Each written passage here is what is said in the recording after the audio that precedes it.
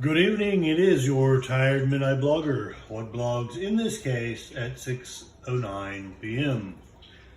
I'm going to do a rehash of my blog post, Conspiracy Theory Post, Black History Month edition. We'll begin with a quote by Martin Luther King Jr.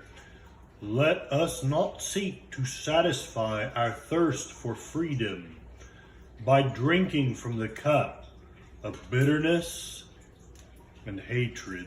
A friend of mine told me today that the King family had sued the government and there was enough evidence of conspiracy that they won the lawsuit.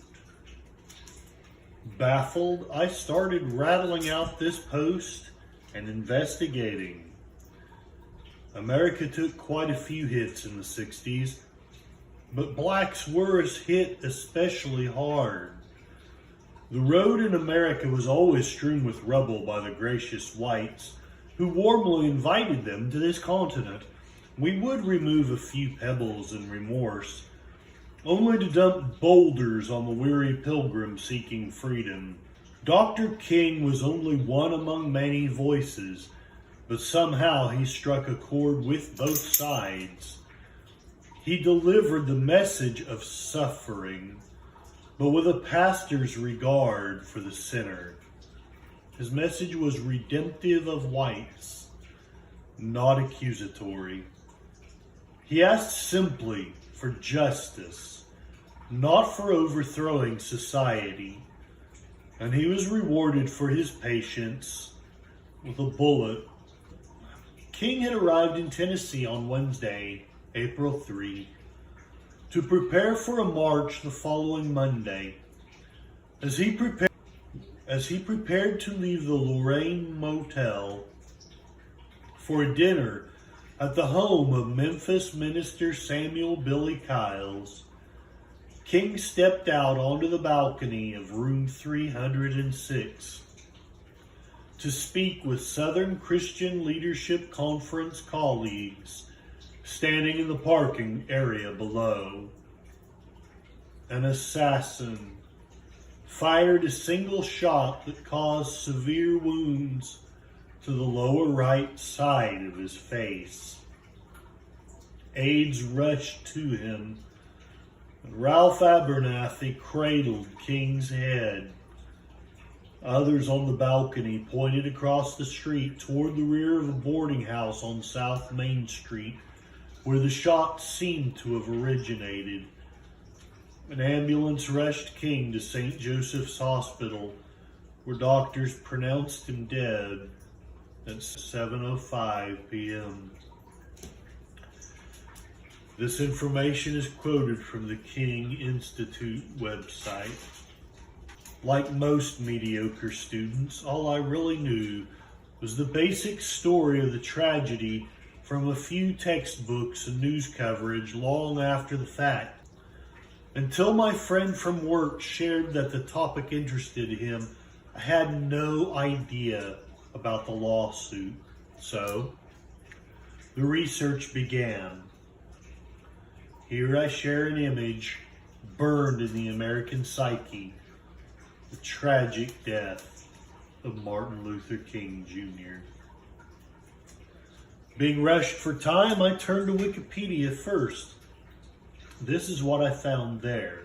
The jury that heard the case took only 1 hour of deliberations to reach a unanimous verdict that King was assassinated as a result of a conspiracy.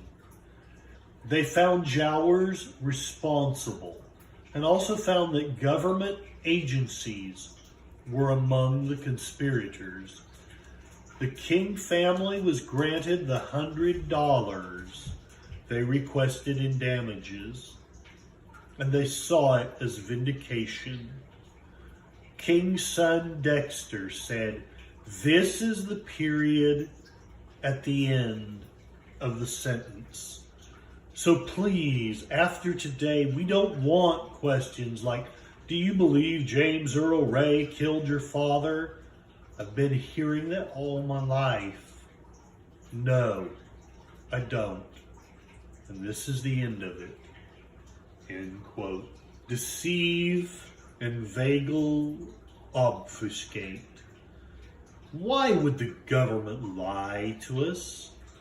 What could they possibly have to hide? This being the first thing I've ever read on the subject, I'm baffled. I know my efforts to follow the news have been spotty, but how is it possible this wasn't splashed across 100 headlines?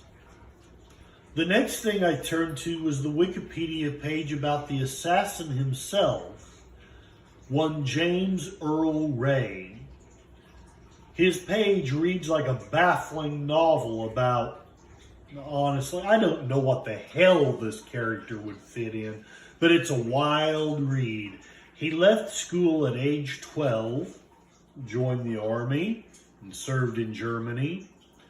He is kicked out of the army, becomes a petty criminal with a rap sheet that reminds me of a Gotham City minion.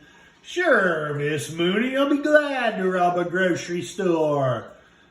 He gets incarcerated and escapes. Starts a new life in Mexico as a porno film director. Returns to the U.S. and becomes a volunteer for the George Wallace campaign. Then the story starts to get weird. He decides to assassinate Martin Luther King Jr. He has facial reconstruction, evidently to hide his identity. This is where I pause. Where did a low-grade street thug have the money to get plastic surgery? How in the world did this thug with no resources come up with the money for facial reconstruction?